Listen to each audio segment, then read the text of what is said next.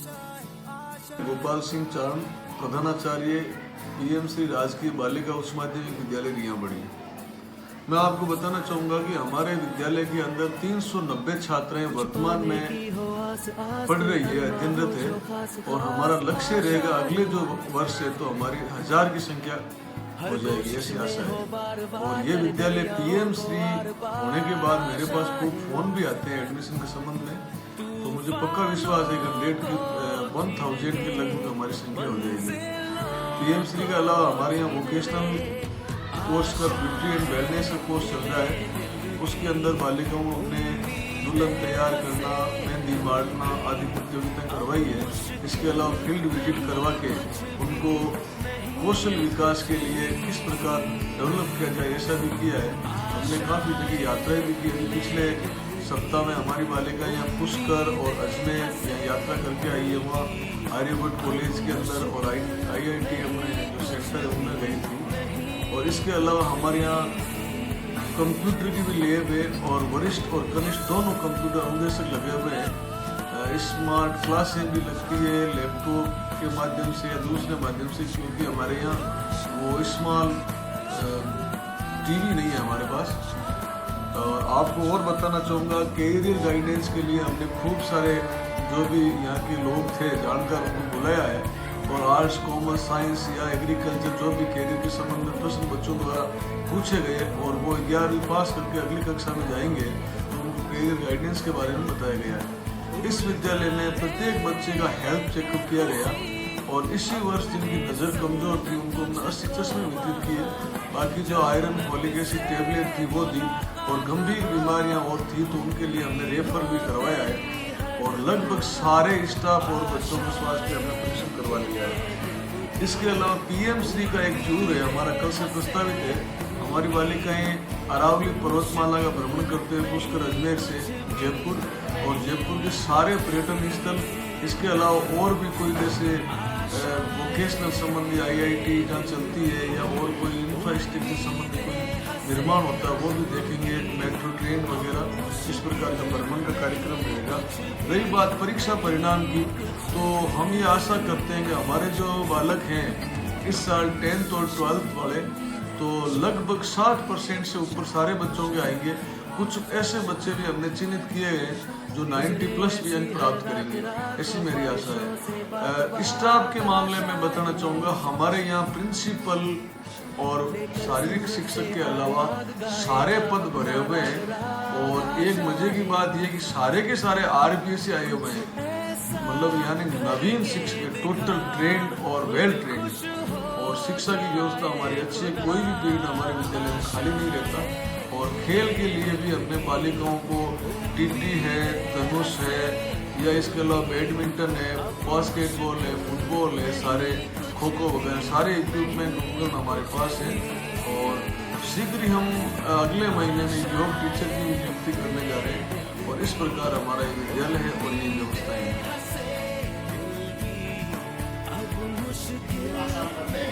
सबसे पहले उनके वर्ड विचार हमें आने चाहिए।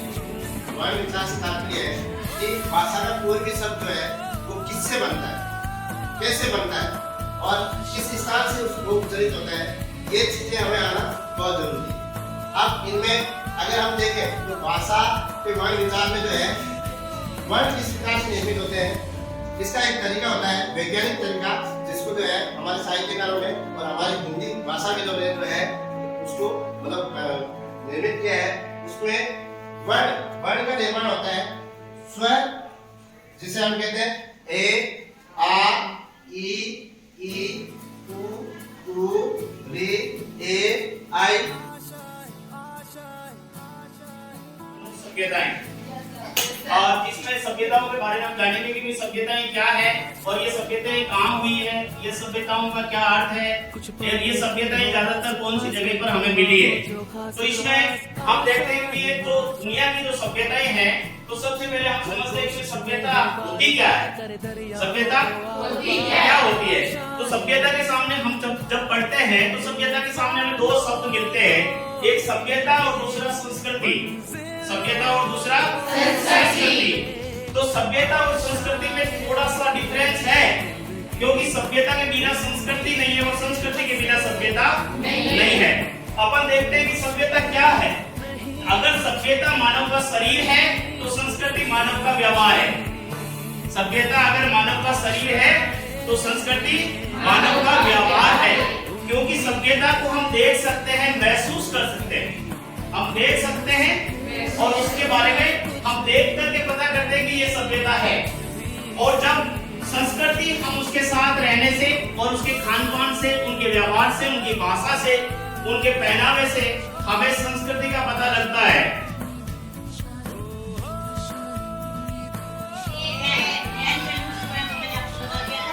ये हमारा क्या है, मॉडल बॉक्स का माइंड मैप। इसके अंदर देखिए सबसे पहला जो है मॉडल का यूज होता है परमिशन के, यानी कि आप किसी से क्या ले रहे हो, परमिशन ले रहे हो, अनुमति ले रहे हो काम करने के लिए। बेसिक सा एग्जांपल ये है कि जब आप क्लास के अंदर एंटर करते हो तो क्या हाथ ऐसे करके मांगते हो ना, मे आई कम इन मैम, है ना, पूछते हो, तो वो क्या है, परमिशन। आप क्या ले रहे हो, परमिशन ले रहे हो टीचर से कि क्या वो क्लास के अंदर आ जाए। तो जब परमिशन लेनी होती है तो हमें कौन से मॉडल्स जो है उनका यूज होता है, देखेंगे।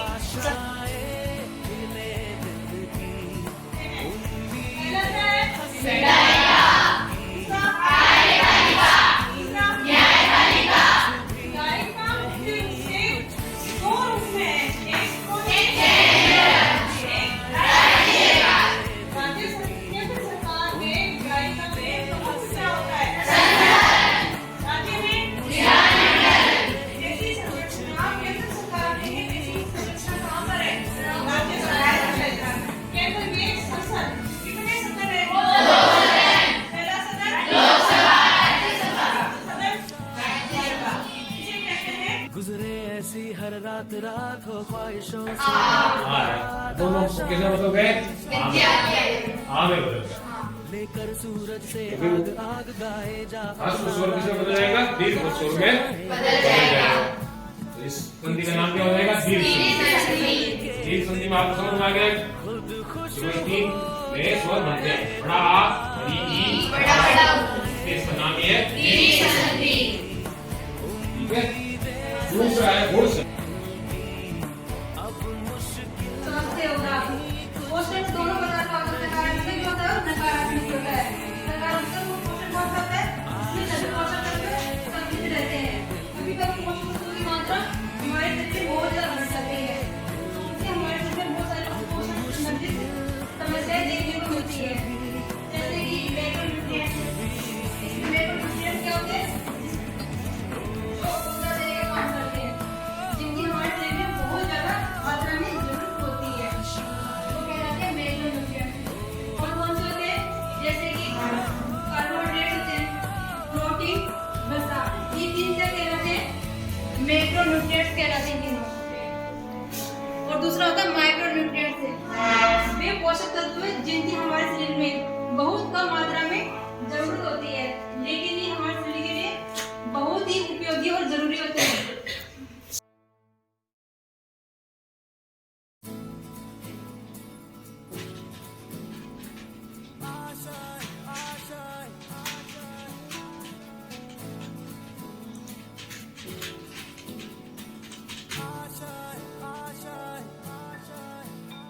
कुछ पाने की हो आस आस, कोई अरमा हो जो खास खास। ये कौन सा कोर्स है ये? कोर्स के एल।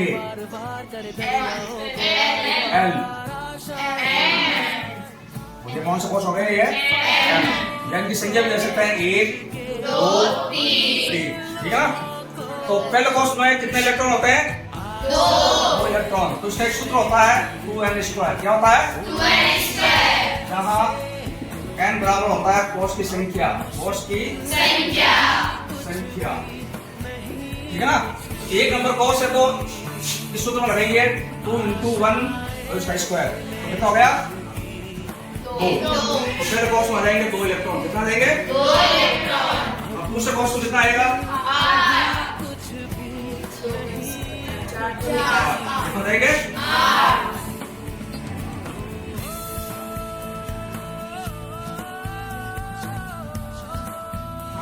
जैसा कि अपन कौन सा टॉपिक पढ़ रहे थे? प्रकार की होती है? कौन कौन सी? Very good. उससे पहले हमने कौन सी संधि शुरू की थी? स्वर संधि। स्वर संधि में कल कौन सी पढ़ी थी? और आज अपने को कौन सी पढ़नी है? बताओ, गुण संधि। गुण संधि के अंदर एक और आ स्वर अच एक और आ के बाद अगले स्वर प्लस के बाद या जन के बाद अगले पद के अंदर ई उ री और री होने पर इन दोनों के स्थान पर एकादेश होता है। एकादेश का मतलब होता है एक आदेश। क्या होता है? एक आदेश। और एक आदेश होता है इन दोनों शब्दों के बाद ई होने पर ई आदेश हो जाता है। ई होने पर इन दोनों शब्दों के बाद ई होने पर ई आदेश हो जाता है। और इनके बाद ई होने पर ई और ई होने पर ये याद रह जाएगा। हां सर। जैसे कौन सा संधि है? अपन गणेश। क्या है? गणेश का संधि विच्छेद क्या होता है? क्या होता है? गण प्लस इसमें पीछे वाला पद कौन सा है? ए। और इसमें बाद वाला इसमें इन दोनों के स्थान में क्या आदेश होगा? ए आदेश होगा। क्या आदेश होगा? ए और इन दोनों से मिलकर क्या हो जाएगा? गणेश। क्या हो जाएगा? गणेश हो जाएगा। याद रखो। चलो, इस प्रकार संस्कृत के अंदर कहते हैं कि दो स्वर एक साथ नहीं होते। क्या नहीं होते? एक साथ नहीं होते। तो अपन जैसे इंग्लिश पढ़ते हैं, इंग्लिश में क्या कहते हैं? टाइम। क्या कहते हैं? यही कहते हैं। देखो उल्टे आदमी जीते उनसे आगे। ठीक है। टाइम को मारवाड़ी में क्या कहते हैं? क्या कहते हैं? टेम कहते हैं। क्या कहते हैं? टेम। बताओ किस आप और ई को क्या आदेश किया उन्होंने? ये कर दिया ना। तो उसी प्रकार जो उनको आदेश करके उन्होंने क्या बना दिया? मारवाड़ी में टेम बना दिया। वही बात है। इंग्लिश भाषा से अच्छी कौन सी भाषा है?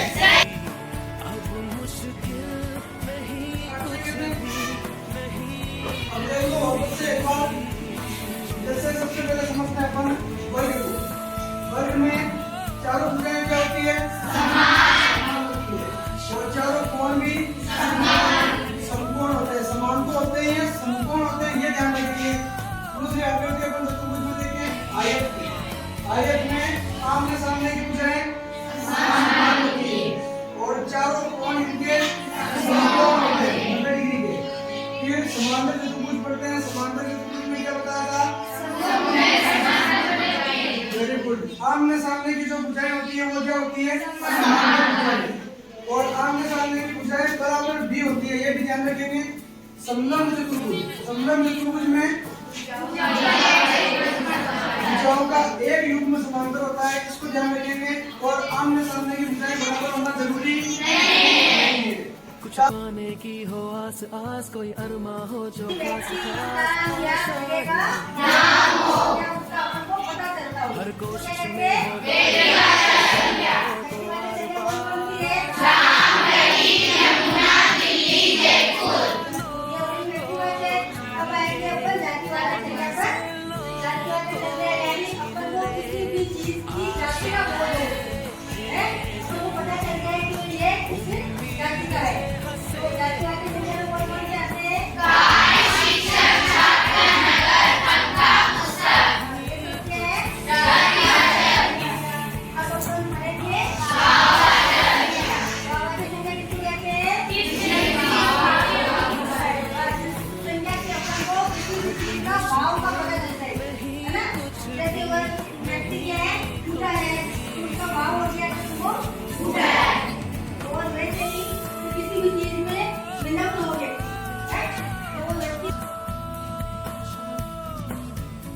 बेस क्या होगा? साउंड मींस ये ध्वनि क्या है? जो कंठ से निकलने वाले जो शब्द है, जो अक्षर है, उनको हम कहते हैं साउंड। तो साउंड ध्वनि के आधारित जो प्रश्न आएगा, वो प्रश्न में 4 विकल्प, उस प्रश्न में 4 शब्द दिए गए होते हैं। उन शब्दों में प्रत्येक शब्द में 1 या 2 अक्षर, 1 या 2 अक्षर, जैसे मैंने लिख दिया क्या लिखा मैंने? तो इनमें से 1 या 2 शब्द रेखांकित क्या होंगे? रेखांकित देखा कि इन 4 विकल्प में से 3 जो विकल्प है उनका जो साउंड होगा सेम होगा। कैसा होगा? समान होगा। उनका जो ध्वनि जो निकलती है वो कैसी होगी? सेम। सेम यानी समान होगी। और जो चौथा जो विकल्प होगा कोई सा भी हो सकता है, ए हो सकता है, बी हो सकता है, सी हो सकता है, डी हो सकता है।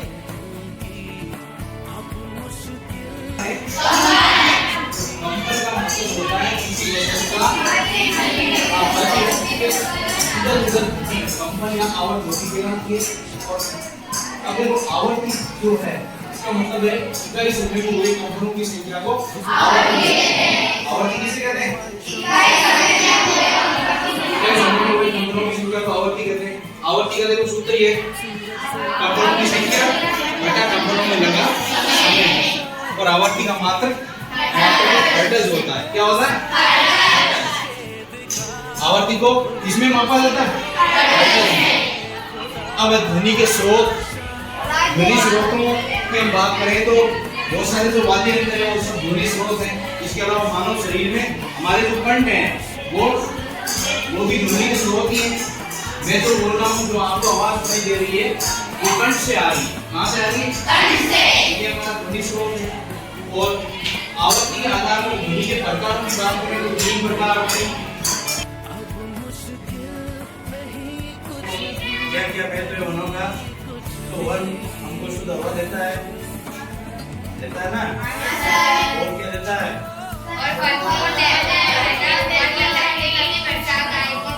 और मनुष्य में शुद्ध हवा और वर्षा भी होती है मनुष्य। और इमारती लकड़ी भी मिलती है। और उनके बाद में आते हैं अपन वनों के प्रकार के बारे में। तो सबसे ज्यादा वन क्षेत्र कौन से जिले में है? उदयपुर।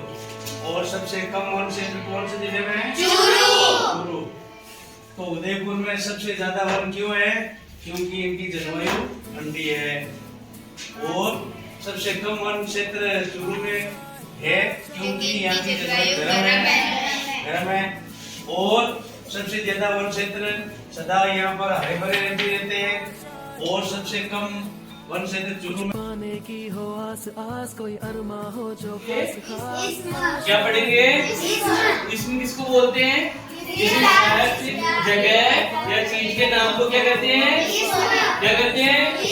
किसको बोलते हैं? इसमें चीज के नाम को इसमें कहते हैं। इसमें की इसमें सबसे पहले पढ़ेंगे इसमें आम। इसमें जिसमें एक जैसी बहुत सारी चीजों का क्या हो? जैसे लड़का, लड़की और पेड़, गांव, ये चीजें आती है। इसके बाद में पढ़ते हैं इसमें खास। जिसमें किसी खास जगह, खास शख्स या खास चीज का नाम उसमें क्या कहते हैं? इसमें खास कहते हैं। इसमें खास की किस्में क्या होती है? उदाहरण क्या है? बताओ। जैसे उधर अपन क्या बोल रहे थे? लड़की बोल रहे थे। इसमें हम नाप के आधार पर कोणों के 4 प्रकार होते हैं: लघुकोण, समकोण, अधिक कोण और चौथा कोण है सरल कोण। सबसे पहले देखेंगे न्यूनकोण किसको कहते हैं? जिस कोण का नाप 0 डिग्री से लेकर 89 डिग्री यानी कि 90 से कम होता है उसको कौन सा कोण कहते हैं? न्यूनकोण कहते हैं। ठीक है। उसी प्रकार समकोण यानी कि 90 डिग्री का कोण। जैसे कि अपने बोर्ड से जो ये 2 रेखा बनती है, कोण बन रहा है, ये 90 डिग्री का कोण है, समकोण है। ठीक है। उसी प्रकार अधिक कोण वह कोण होता है जो समकोण से तो बड़ा होता है यानी कि 90 से ज्यादा होता है। और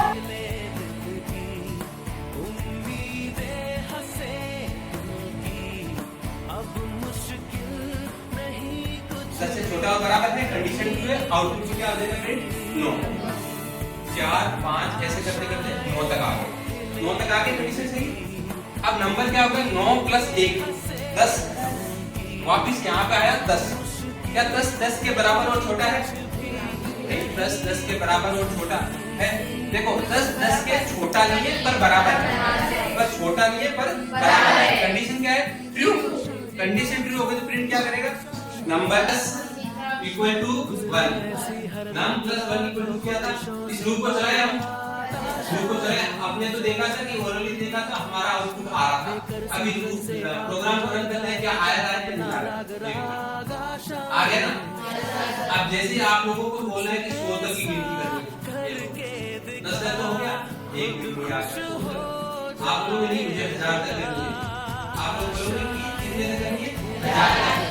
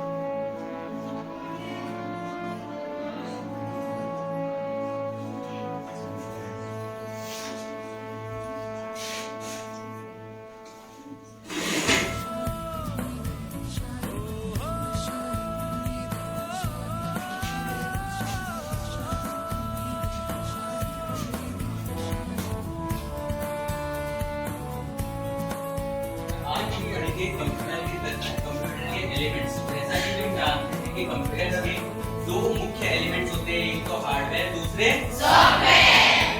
हार्डवेयर के अंदर वो हार्डवेयर होते हैं जिनको हम 2 भागों में डिवाइड करते हैं, एक तो इंटरनल, दूसरे एक्सटर्नल।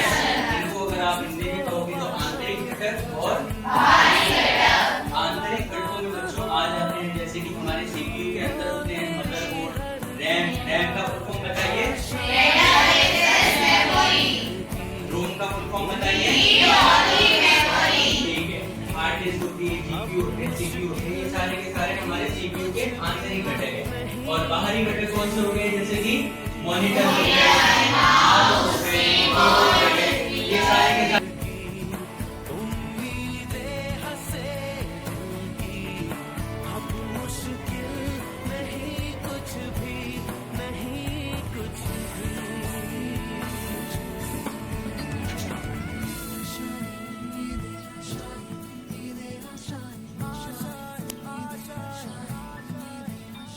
गुजरे ऐसी हर रात रात हो ख्वाहिशों से बात बात आशाएं